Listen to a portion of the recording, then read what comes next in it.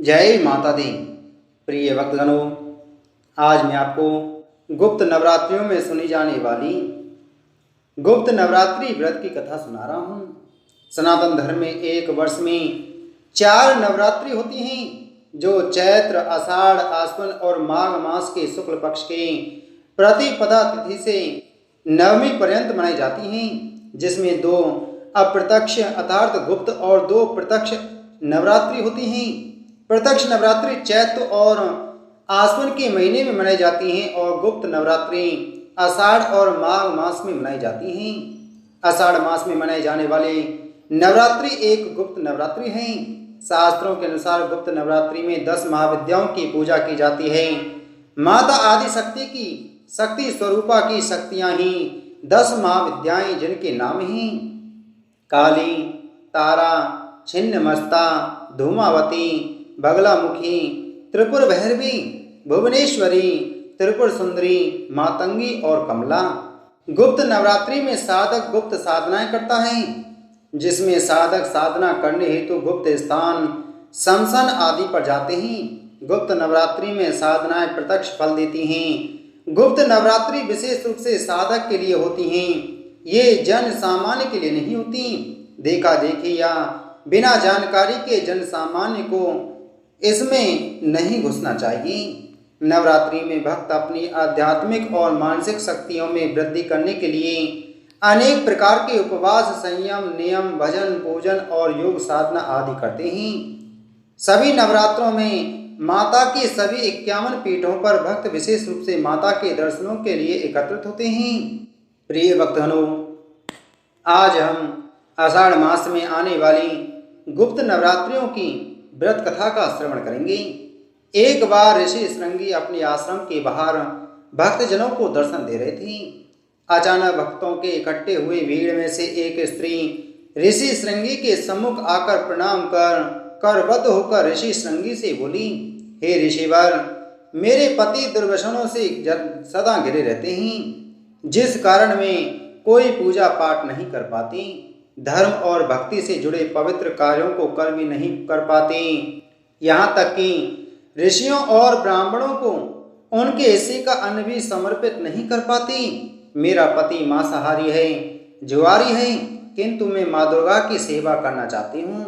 उनकी भक्ति साधना से जीवन को पति सहित सफल बनाना चाहती हूँ।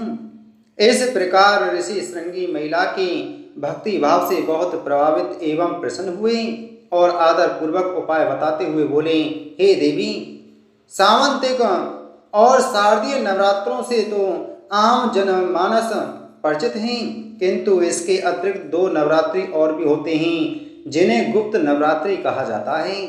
प्रकट नवरात्रों में 9 देवियों की उपासना होती है और गुप्त नवरात्रों में 10 महाविद्याओं की साधना की जाती है। इन नवरात्रों की प्रमुख देवी स्वरूप का नाम सर्वस्वकारिणी देवी है। यदि इन गुप्त नवरात्रों में कोई भी भक्त माता दुर्गा की पूजा साधना करता है, तो माँ उसके साधना से प्रसन्न होकर जीवन को सफल कर देती हैं। लोभी, कामी, व्यसनी, मांसाहारी अथवा पूजा पाठ न कर सकने वाला भी यदि गुप्त नवरात्रि में माता की पूजा करता है, तो उसे जीवन में कुछ और करने की आवश्यकता ही नहीं रहती। उस स्त्री ने ऋषि श्रृंगी के वचनों पर पूर्ण श्रद्धा करते हुए गुप्त नवरात्रि में माँ की उपासना की। माता उसकी उपासना से बहुत प्रसन्न हुई और उसके जीवन में परिवर्तन आने लगा। घर में सुख शांति आ गई, पति सन्मार्ग पर आ गया और जीवन माता की कृपा से खिल उठा। यदि कोई भी एक या कई तरह के दुर्व्यसनों से ग्रस्त है और इच्छा है कि माता की कृपा से जीवन में सुख समृद्धि आए, तो गुप्त नवरात्रि की साधना अवश्य करें।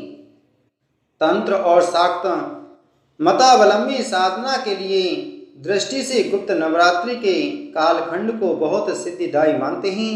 माँ कामाख्या देवी, वैष्णो देवी और पराम्बा देवी का अहम पर्व माना जाता है। हिंगलाज देवी की सिद्धि के लिए भी इस समय को महत्वपूर्ण माना जाता है। गुप्त नवरात्रि में 10 महाविद्याओं की साधना कर ऋषि विश्वामित्र अद्भुत शक्तियों के स्वामी बन गए और अपनी सिद्धियों के बल से उन्होंने एक नई सृष्टि की रचना तक कर डाली थी।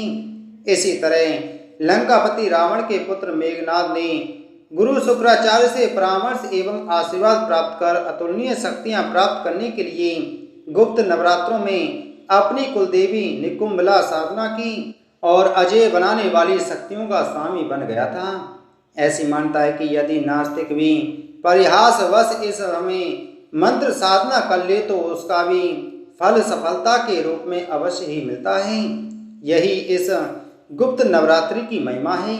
यदि आप मंत्र साधना, शक्ति साधना करना चाहते हैं और काम काज की उलझनों के कारण साधना के नियमों का पालन नहीं कर पाते तो यह समय आपके लिए माता की कृपा लेकर आता है। गुप्त नवरात्रि में साधना के लिए आवश्यक न्यूनतम नियमों का पालन करते हुए मां शक्ति की साधना कीजिए। गुप्त नवरात्रि की साधना सभी मनोकामनाएं पूर्ण करती हैं। गुप्त नवरात्रि के बारे में यह कहा जाता है कि इस कालखंड में की गई साधना निश्चित ही फलवती होती है। इस समय की जाने वाली साधना की गुप्त बनाए रखना बहुत आवश्यक है। अपना मंत्र और देवी का स्वरूप गुप्त बनाए रखें। गुप्त नवरात्रि में शक्ति साधना का संपादन आसानी से घर में ही किया जा सकता है और महाविद्याओं की साधना के लिए सबसे उत्तम समय होता है। गुप्त व चमत्कारिक शक्तियां प्राप्त करने का यह श्रेष्ठ अवसर होता है। धार्मिक दृष्टि से हम सभी जानते हैं कि नवरात्रि देवी स्मरण से शक्ति साधना की शुभ घड़ी है। दरअसल इस शक्ति साधना के पीछे छुपा व्यावहारिक पक्ष यह है कि नवरात्रि का समय मौसम के बदलाव का होता है। आयुर्वेद के मुताबिक इस बदलाव से जहां शरीर में वात, पित्त, कफ में दोष पैदा होते हैं वहीं बाहरी वातावरण में रोगाणु जो अनेक बीमारियों को कारण बनते हैं। सुखी स्वस्थ जीवन के लिए इनसे बचाव बहुत जरूरी है। नवरात्रि के विशेष काल में देवी उपासना के माध्यम से खान पान, रहन सहन और देव स्मरण में अपनाए गए संयम और अनुशासन तन व मन को शक्ति और ऊर्जा देते हैं, जिससे इंसान निरोगी होकर लंबी आयु और सुख प्राप्त करता है। बोलो दुर्गा माता की जय।